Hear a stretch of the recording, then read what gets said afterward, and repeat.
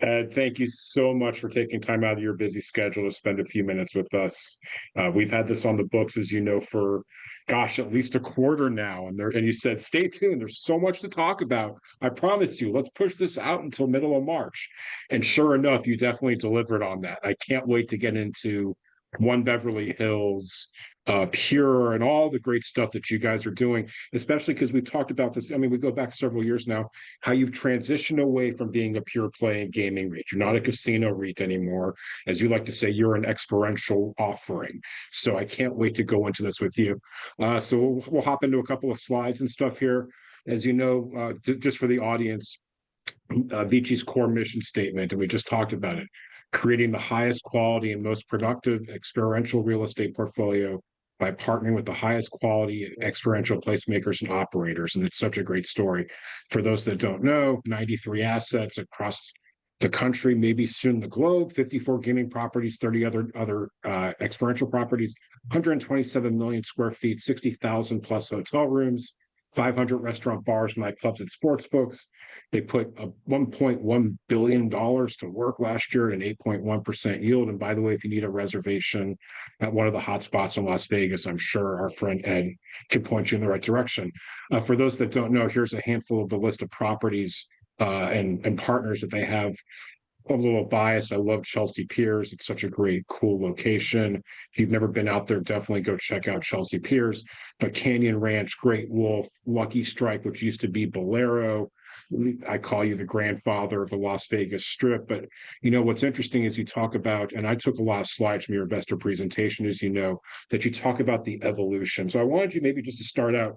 Can you maybe talk a little bit about this slide here as you walk through your evolution from your IPO, gosh, almost 10 years ago at this point to where we're at today? Yeah, well, first of all, David, great to be with you, and thank you for doing this with me.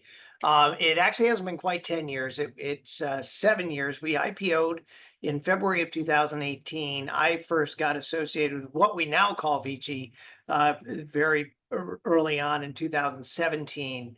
And I do love looking at this chart because it does really encapsulate our story better than you could on any other one single slide. We started in 2017 as a result or as a consequence of a credit settlement between Caesars, which had gone through an LBO in 2007, led by Apollo and TPG, a credit settlement between Caesars and its creditors.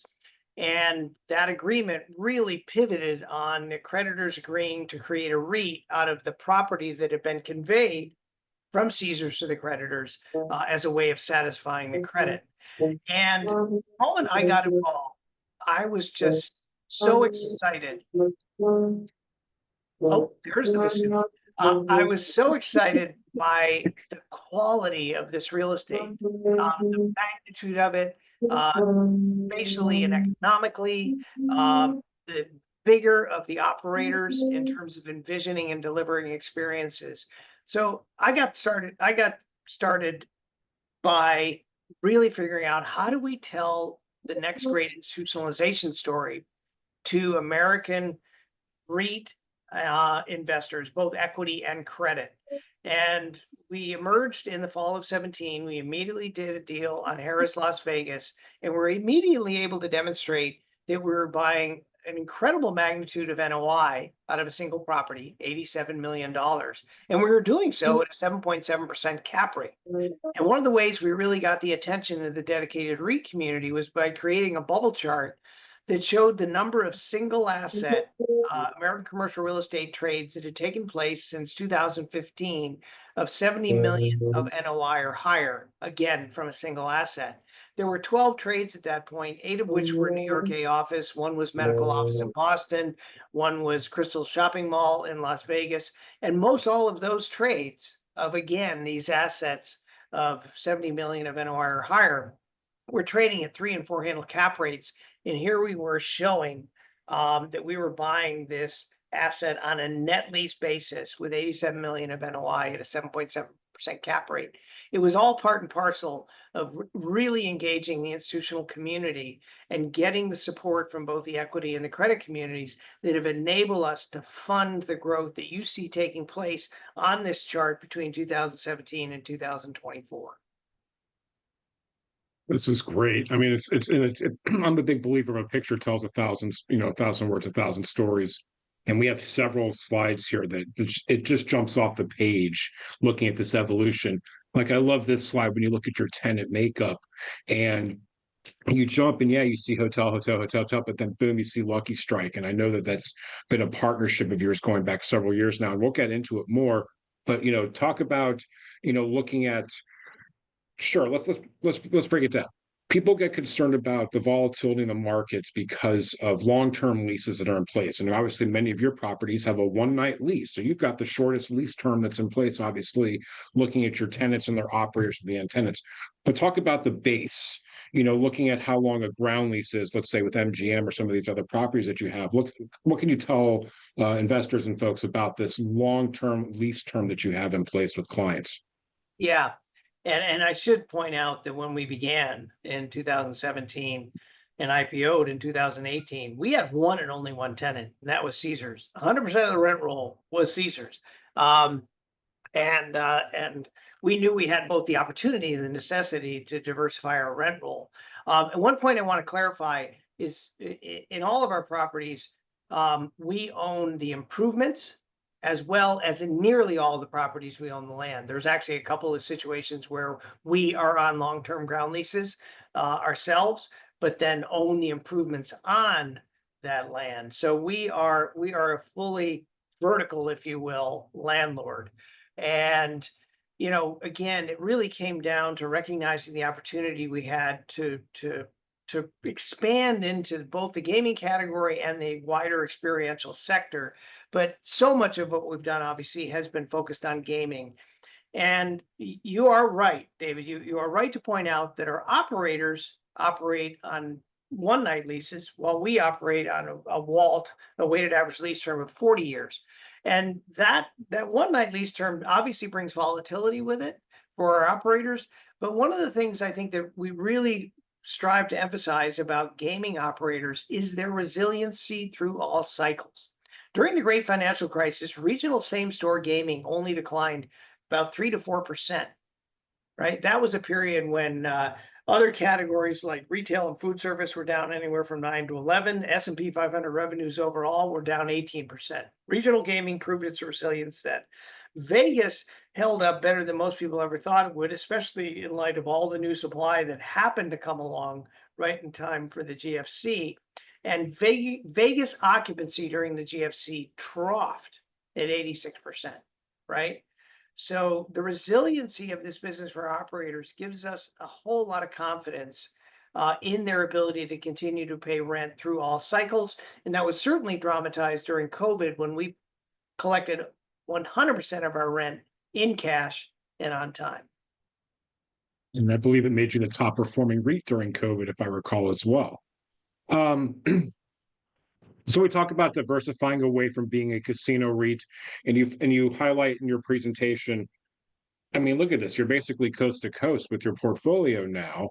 A little biased being here in Dallas and what's going on with the Mavericks and your competitors at Sands, and potentially maybe we're finally going to be getting a casino here in Texas. Who knows? Obviously, huge opportunity. But you look at these properties that you have coast to coast. And so I wanted to maybe kind of go through the fact that you guys highlight this high quality real estate you own with multiple revenue streams. And again, we highlight all the different things that you're in. Of course, one of my favorites, we'll get into Sphere, the landlord to the Sphere and everything. But I think it's really interesting because again, this is one of my favorite pictures. That's why I call you the Godfather of the Strip. You look at all the properties that that you are, as you mentioned, own land ownership and everything. A lot of it flows through you guys. But then obviously, as things have transitioned again, you've got all these new partners here. So why don't we kind of jump ahead and look at, I apologize. Of course, I messed things up. But we could talk about some of these operators that you're with, again, like a Canyon Ranch, a Cabot. We're gonna spend a minute talking about Kane and what's going on there. But what spurred the remind me, was Great Wolf the first one breaking out of lodging, or was it Canyon Ranch? I remember Canyon Ranch was several years ago now. So what was it that tipped that domino over of, oh, this is too good to pass up. We've got to work with Canyon Ranch. We've got to work with Great Wolf or Kalahari or some of these other guys. Yeah. Yeah. So before I do that, I just want to point out that we would not consider Las Vegas Sands a competitor. We would consider them a past and a potential future partner. We obviously partnered with them on the massive Venetian transaction. They as seller, we as buyer, and Come on down to Dallas then. Come we on stay down in to touch. Dallas then, Ed. Yeah, and we stay in touch with the LVS folks in hopes that we can help them grow as they address their growth opportunities, potentially in New York and in Texas and potentially beyond.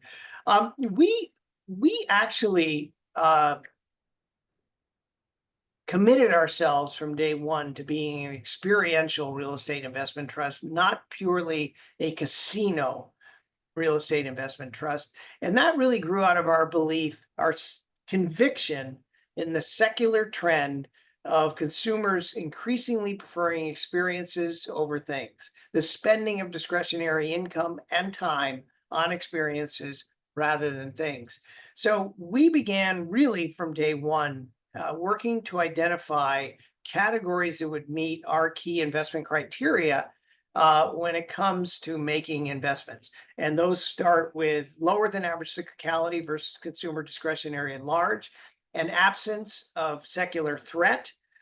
We really want to stay away from categories that are subject to real estate obsolescence because of technological change, i.e. real estate that's no longer necessary because whatever took place in the real estate can now be sent in a box through a wire or a wavelength directly to the end consumer. We want proven durability, usually measured over decades. We really are careful about investing behind fads. We really want to know that the end user experience has been, again, proving its durability over decades. We want favorable supply-demand balance, and we want what we call economic dynamism. We want an operator P&L that really responds to management intensity and innovation.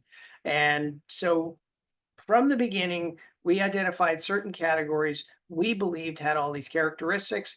And two of the categories were indoor water park resorts and complex, highly complex fitness and wellness facilities like Chelsea Piers. And we basically did our Chelsea Piers and Great Wolf deals almost overlapping in 2020. Those marked our first allocations of capital into non-gaming real estate. And we've continued to grow since then into other categories and with other partners in the way we'll talk about here in a moment. I remember visiting with you at NYU Shack several years ago, and you said something that's kind of stuck with me. I may have messed up the words a little bit, so I don't want to put words in your mouth. But you said something to the effect of, we've captured mom and dad. What can we do to offer to capture mom and dad to bring the kids to one of our properties? How can we extend it out to attract the families to come to our properties? Because we know that like the gambling aspect may only take up a couple of hours of their day, but there's all these other hours in the day that they're going to be with the kids and the family. What can we provide? What other offerings are out there that we can attract the whole family for that full day? I haven't forgotten that. That was like yesterday having this conversation with you. Yeah, I don't know if I was talking about that so much as to diversifying the gaming experience so that it is more family welcoming. That definitely takes place to some degree. And in fact, the recent data is showing an increase in visitation of families to Las Vegas. And that does have to do with the diversification of demand drivers that you now have in Las Vegas, whether it be the music residencies, the sports teams relocating to Las Vegas, the shopping, what have you. But I think our greater focus would have been on investing in sectors that can benefit from either family activities or youth activities that, again, we believe have strong secular trends. And for example, youth sports is a secular trend we believe has a long way to go, and thus the sort of investment and partnership we've made with both Chelsea Piers and with our home field partners in Kansas. And then one slide that I hadn't shown yet, but obviously as you talk about growing this portfolio and this evolution, look what it's done to your, compound annual growth return. Your dividend payout has just continued to rise. I mean, this is a great story here. It just jumps off the page. So let's kind of hop into it. I guess, yeah, it comes up here in a little bit. Let's talk about broad industry trends that you're seeing. Now, obviously, people can go back and see your comments from several weeks ago in the earnings call, which you saw in 24. If I recall, you said there wasn't, so many compelling opportunities that were jumping out at you guys that we're looking at. Have things changed a little bit here, in the new year? I mean, again, not to show your hand too much, but is the environment a little bit different today? Say it's marginally more positive.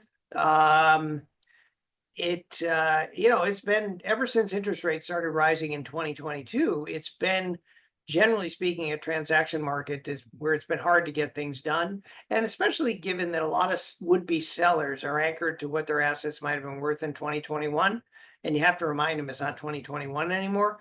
But unless they have a really compelling reason or need to sell, there hasn't been a whole lot of transaction activity. There has been a fair amount of development activity, which is we've capitalized on through the use of our VICI Experiential Credit Solutions line of business.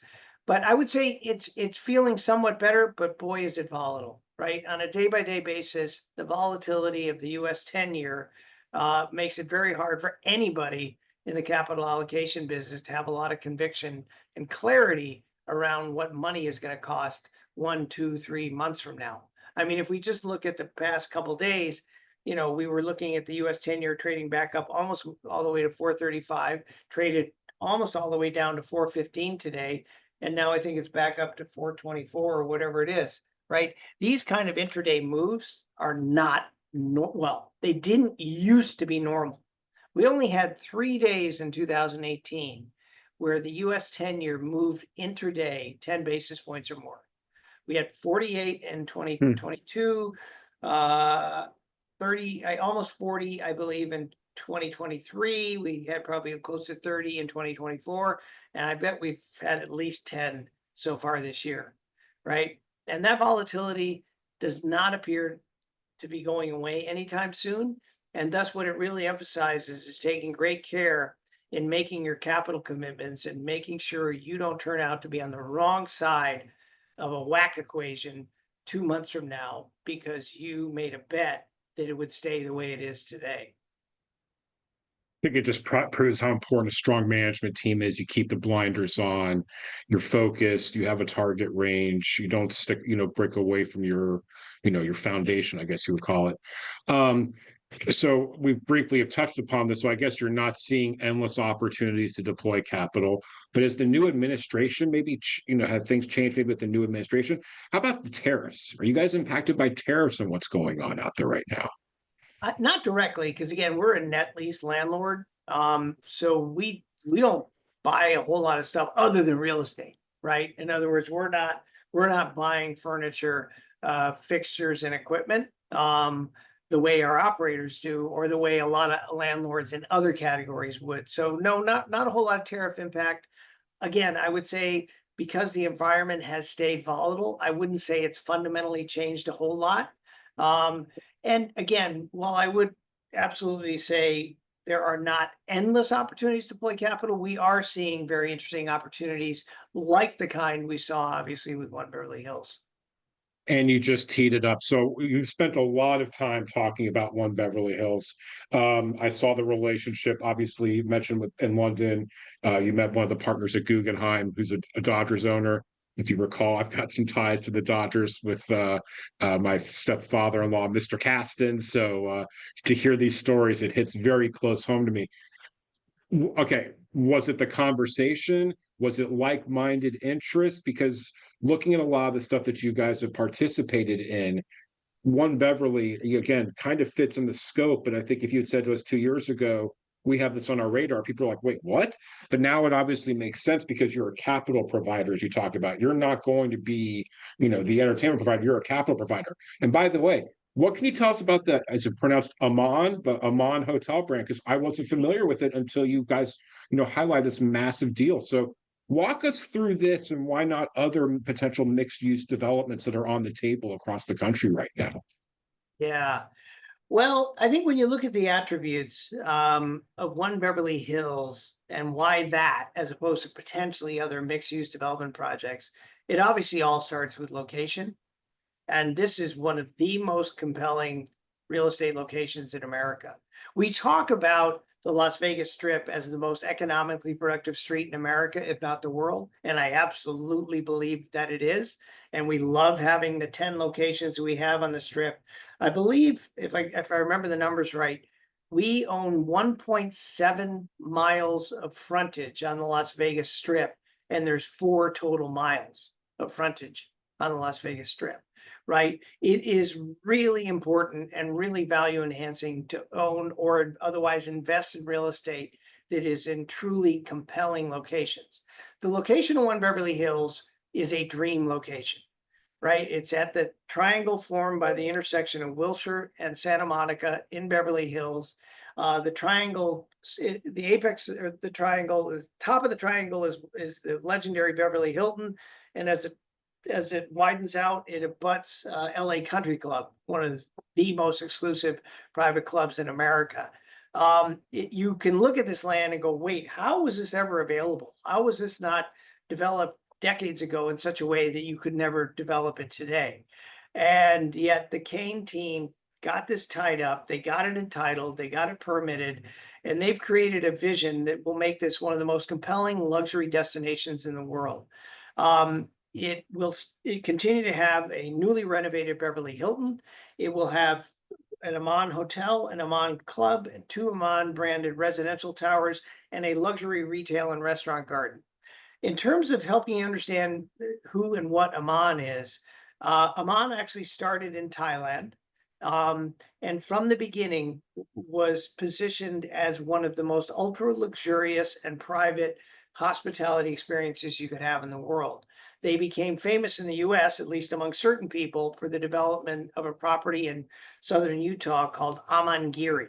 And I would encourage everybody to Google Aman and just look through the portfolio, because they're pretty much one-of-a-kind properties in one-of-a-kind locations. Their pricing power is really not nearly equaled, and certainly not exceeded by any other player out there in the global luxury hospitality space. I remember we were meeting with folks at the City Real Estate Conference back here at the very beginning of March. We decided to just figure out, okay, what would it cost you to stay at the Aman in New York at the intersection of 57th and 5th? What would it cost you to stay there this coming weekend? And the pricing, the cheapest room available on that Friday night was $11,000. Yeah. Wow. And, Wow. and don't anybody ever call me looking for a deal on an Aman room, because I wouldn't even dare ask for one, because they don't need to give deals. So again, this is a tremendously exciting project. If you're a Bloomberg reader, there is actually a big story on Aman today at Bloomberg.com. I encourage everyone to read that, because it really talks about the global growth opportunity for Aman, which I hope over time we could be part of, especially given Kane's investment in the Aman brand. You've obviously done a lot of wheeling and dealing sitting in the chair that you've sat in over the course of the years. If you had to gauge as far as excitement, giddiness, whatever you want to call it, does this one have you pretty giddy compared to some of the other deals that you've done? Or is this just, it's another great deal? This fits right in the course of everything else we've done. Just watch, we're going to show you. Yeah, well, it's way up there. I mean, obviously, I look back and I'm so giddy, still giddy about the deal we're able to do with our Apollo partners on buying the Venetian. Still giddy about becoming a partner to MGM through our acquisition of MGP.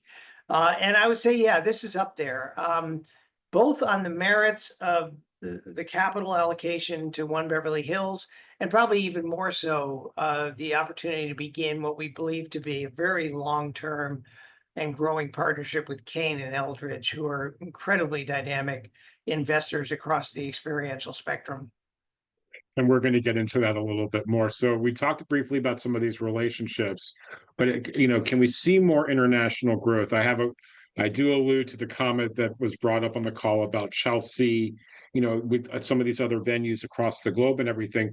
And you got asked the question on the call separately. Do you see yourself transitioning more to international? I know there's London. I don't really consider Canada as international, but Asia, Australia, are there other, do you see that if you had to look in your crystal ball many years down the road, could you see you guys being a true global player? Yeah, I will just say, David, and I'm actually on a flight to Vancouver tonight, to a province I lived in for 16 years. And I don't know of a much better way to make Canadians angry, and we've done a great job as a nation making Canadians angry, to say Canada is not really international. We consider it to be international at any rate. Sorry. We will pursue international growth when it's truly compelling. Um, and there's certainly certain REITs whom we respect tremendously, but most notably Prologis, that have expanded internationally very productively and very accretively. We want to make sure we take care in any investment we make anywhere, but especially internationally, to know that it is truly going to be a good investment for the long term, that we've protected ourselves against currency risk, we've protected ourselves as best we can against tax leakage, that we're in countries with a rule of law, and economic health that ensures the investment can be a great one for the long term. That's great. It's going to be so fun to watch as this evolves. So obviously, there's one big peer competitor, gaming. You guys have a different focus, but maybe again, it's not to knock the peers and everything, but can you highlight some of the differences? Like, do you think? I mean, I don't see them going more of the experiential stuff that you guys are doing. Can you maybe talk about you versus your peers? Yeah, I would say that, you can do very well by making a bet on both us and GLPI. Um, we we are really striving to be a total return investment. We want our investors to benefit not only from the income we distribute to them, but for enduring value appreciation in the properties. And we feel we give our investors the best shot at enduring value improvement in the properties we already own by giving them exposure to an incomparable location like the Las Vegas Strip, and through the ownership of incomparable assets like the Venetian, like Caesar's Palace, like MGM Grand, like Mandalay Bay, and the other assets we own along the Strip.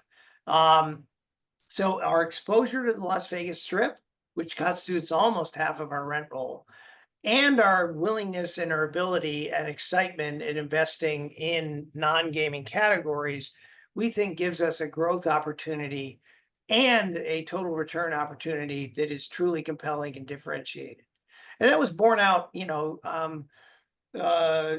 terms of the guidance we were able to give for 2025 when we announced our guidance in our February earnings call, when we guided to 2025 growth in AFFO per share at 3.3% at the midpoint.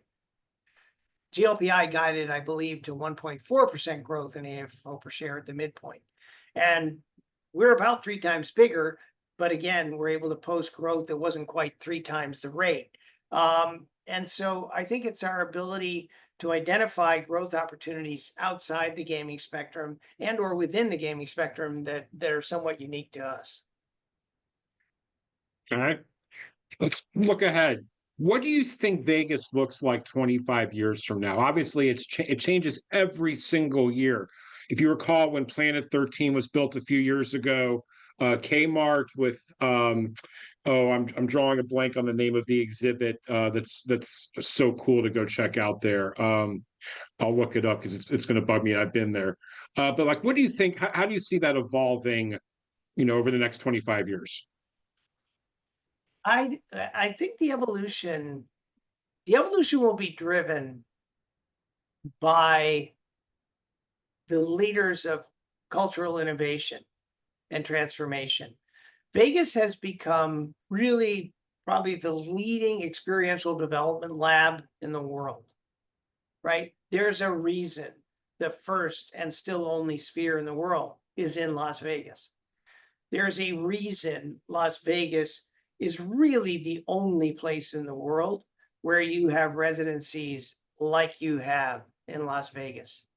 Adele hasn't done a residency anywhere else, right? Um, Lady Gaga doesn't really do residencies anywhere else like she does in Las Vegas, nor Bruno Mars, nor Usher. And so that cultural energy is the energy out of which the innovation and the transformation will grow. And I have no business, no qualifications to predict what it will look like, but I do know that that transformation will grow out of really the richest experiential petri dish that exists in the world today. And so much of it's dependent upon infrastructure that exists nowhere else in the world today. That infrastructure starts with the roads into Las Vegas, the airport that serves Las Vegas, everything that goes into enabling. I don't know what there are 140,000 hotel rooms on the strip, 140,000 hotel rooms to function properly every night of the year. I mean, our biggest Vegas assets do occupancy, year-round occupancy in the 90+% range. There's nowhere else in the world that does that. Like you said, 140,000 rooms. It's really in a less than 2 miles, block too. I mean, it's tight. First of all, it was Meow Wolf. I meant to look up. It was Meow Wolf, which is a huge draw. You obviously talk about Sphere. I'm biased. Thank you. Love Sphere. It's the best place. If you haven't gone to see a concert or go see the film, highly recommend you go check out any show there. And you talk about the residencies, like the Eagles, doing long residency there. It's probably just a matter of time until the Rolling Stones are going to do something there, I would think. But Sphere has come out and said they're going to develop in Abu Dhabi. That's where the next Sphere is going to be. I mean, I guess you can't really say anything, but would we be shocked to see you guys potentially owning the land in Abu Dhabi on which that Sphere sits based on the partnership that you've got in place with Venetian and those guys? Or should we just pass on that question? I'm not exactly sure, because to be clear, Sphere was developed and is owned and operated by Madison Square Garden. Well, it's standalone now. It's technically Sphere. It's its own ticker and everything. Well, yeah, it's its own ticker. They effectively sublet from the Venetian, and then the Venetian leases from us. So we don't actually have a direct relationship with Sphere, but I do believe they'll be successful in Dubai, because the UAE is the one of the places in the world that's achieving the same incomparable critical mass that Las Vegas is, with the difference being gaming and a whole lot of other things that can take place in Las Vegas are only just beginning to take place in the UAE. What about Macau? Do you see it in Macau as well, possibly? What, a Sphere? Yeah, or again, Macau becoming Las Vegas, because it's, Las Vegas is the Macau of the West. Macau is the Las Vegas of the East, whatever you want to call it. Like, do we see that opportunity? Yeah, it'll be interesting to see how Macau evolves with the way China controls Macau. And just to be clear, Macau is a place we could not own real estate. The whole Macau model is a concession-based model, not an ownership model. But at any rate, here's a fun game I like to play. I like to ask people, if you could pick any one band to play Sphere, who would it be? And so, David Auerbach, I'm going to put you on the spot. I know you're a Deadhead, so you can't say the Dead. It was Fish. They've already been there. It was Fish. So outside of the Dead and Company and Fish, one band, if you could name it. Honestly, I think at this day and age for the draw, it would be the Stones, because I think they'd be the biggest act in the world that would draw a worldwide audience to come check out that venue. I think you're right. I think you're talking about the Stones. You're talking about Springsteen. If you could ever reunite Pink Floyd in any way, what Pink Floyd could do with the what happened? That'd be great. They kind of did Sphere-like things before Sphere ever existed. You just gave me the chills thinking of, literally, I've got the chills thinking about Pink Floyd playing in the Sphere. Oh man. Yeah. So I like your call about Springsteen. That's a good one. Springsteen would be great too. Yeah. It's so cool. All right. So Chelsea, I thought this was great. I mean, again, how it came out and the whole story and everything. What about working with other sports teams? Again, this global sports is a global thing, especially soccer slash football, World Cup, and how it expands that, you know, again, is there opportunities partnering with big sports? Look at Sixth Street. What Sixth Street announced today, buying the Boston Celtics for $6 billion after buying the stake in the San Francisco Giants just a couple of days ago. Private equity is taking over the world of sports. Private equity wants to monetize all the entertainment around the arenas and everything. Again, it's an investment opportunity. Like, does this get you excited? Well, it does. I obviously I hope it all ends well. Paying $6 billion for the Celtics, a team that does not even own its own arena, that's quite breathtaking. But hey, I'm really glad that Wick and all the other owners who came in at 300 odd million, whatever year that was in the early 2000s, they've done a great job with the franchise. They deserve to be rewarded. Our interest in sports is obviously in sports infrastructure. And one of the elements of sport infrastructure we're frankly most interested in is the whole training facility dimension of sport infrastructure. We would have to evaluate stadiums and arenas very carefully, given what can be the obsolescence factor, especially in the North American model. There's a lot of teams that decide after 20 years have already outgrown this arena. We don't want to own an arena. The one and only tenant leaves after 20 years. Training facilities, on the other hand, are very big complexes, both operating and capital. As an example, the Miami Dolphins spent 150 million building their new training center. And as you look across the European football landscape, training grounds, especially if they have an academy component, tend to be big ticket items. And what we like about training centers is that they're key infrastructure, but even in a worst case scenario where the team left or outgrew the facility, you would have a sports and recreation complex that you could turn into a commercial enterprise by bringing in the likes of a Chelsea Piers or a St. James as an operator. Jerry Jones is calling me. He'd actually like to have a conversation with you if you want me to pass along your number to him. Well, I've actually met with Jerry and Stephen. Gosh, this was a year and a half ago. And what they've done with the Star is utterly amazing. It is pretty crazy. I was there for a meeting a couple of months ago, my first time I'd been there, and it was jaw-dropping. Yeah. We're getting close to the end. I want to be respectful of your time. I do have a couple of audience Q&As that we got before we visited today. So let's kind of tee it up towards the end here. All right. If it's your final pitch, we've gone through a lot of stuff here. If you haven't tried to, if you haven't convinced somebody yet, why VICI? What is the value proposition in 2025 and beyond? If somebody was questioning, should I buy the stock? Why would I buy the stock? Why VICI? The power of total return compounded. And we've been through a period here in the equity markets where it was all about the Magnificent Seven and all about wild expansion of multiples and incredible earnings growth.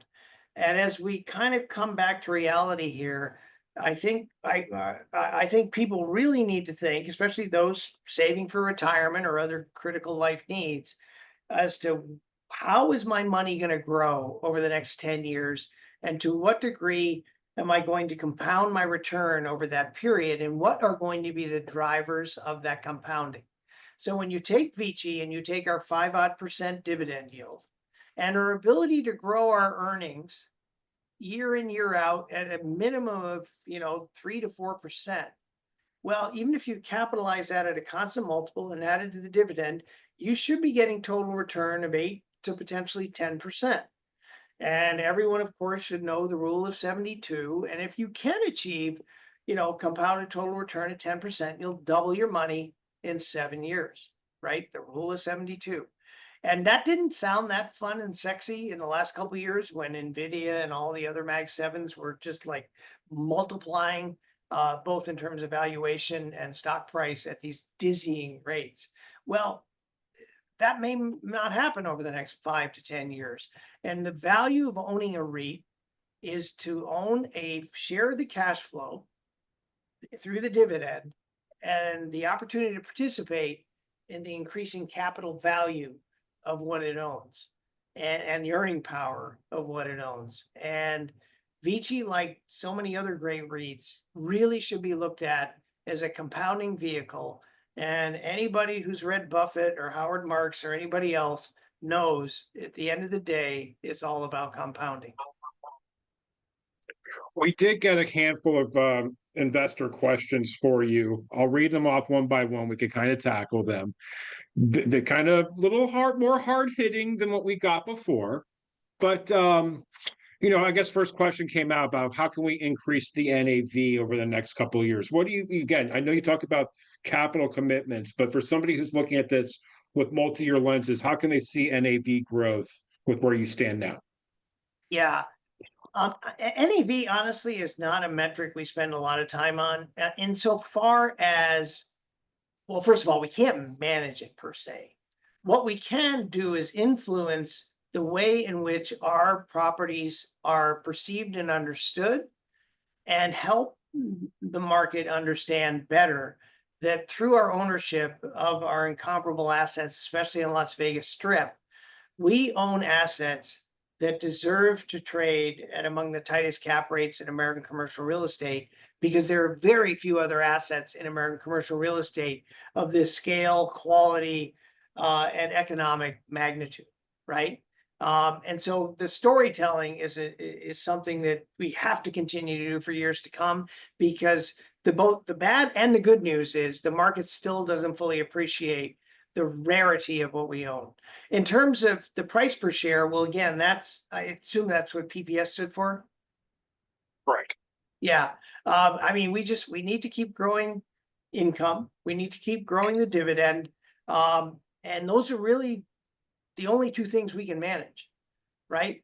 And if we can do those things well, those things do get rewarded over time. But there will be periods through the equity market cycle that those don't get rewarded the way they should. And frankly, we've been in that period as VICI for the last couple of years, and the whole REIT sector, frankly, has been in it for almost 10 years. If you look at the RMZ today versus where it was 10 years ago, it hasn't gone very far. Hasn't gone very far at all, which is not to say everybody's hovered around the same value.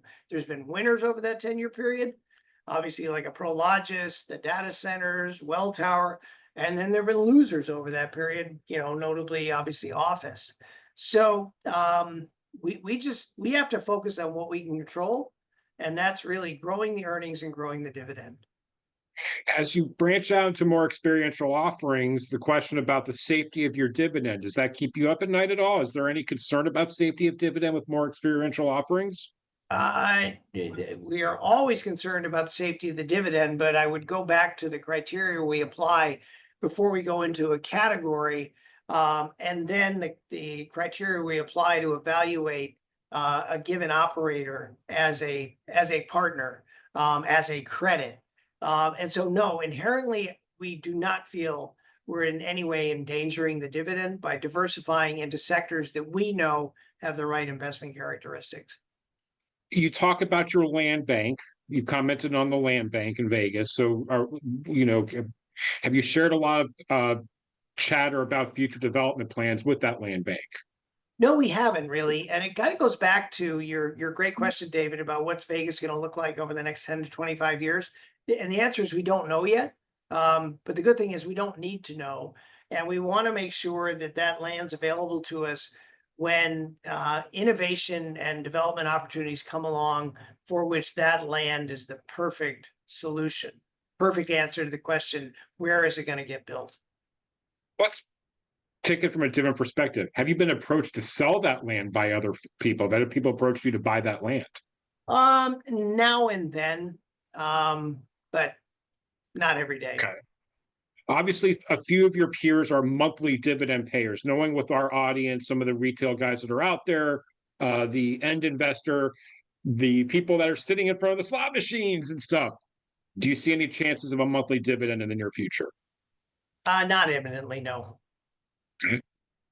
Well, let's give you the last word, my friend. What kind of parting thought would you like to leave with us? And again, thank you so much for spending time as you head out to Vancouver for another wonderful trip. And I'll be seeing you here in a few weeks in New York, actually in your backyard, not right down the street from you, based off what I could see out your window there. What kind of parting word would you like to leave with us?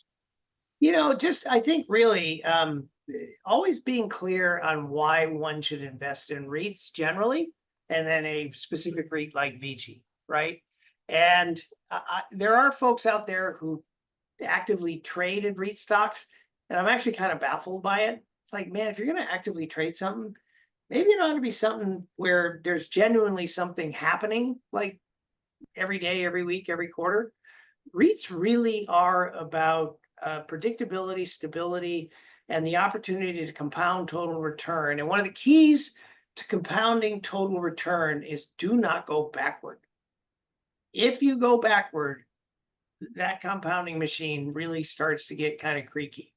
And so REITs that can deliver solid dividend safety and growth based upon solid and steady earnings growth give you that really good opportunity for compounding. It's not to say that the equity price may not go backward in a given year, but if you measure it over a longer time period, did the REIT continue to grow earnings in such a way that over the long term it grew in value? That's great stuff. As you said, you can't control your stock price. You can't control the things that are being bombarded at you every single day. All you can do is focus on the fundamentals and stay in your box, sticking to your principles. And it's why I have so much respect for you. That's why I love what you guys do. Thank you so much for joining us today. I really appreciate it. My pleasure, David. Thank you. Thank you.